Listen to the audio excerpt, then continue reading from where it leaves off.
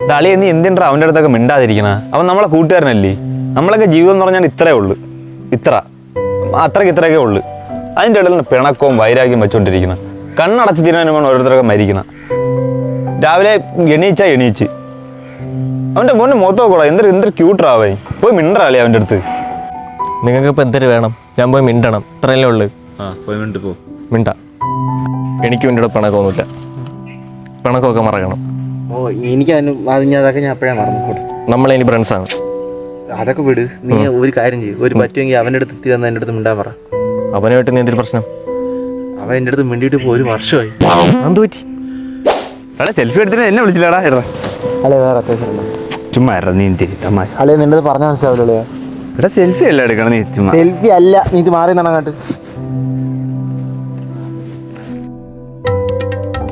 കളിയാ സെൽഫി ഇല്ലേ?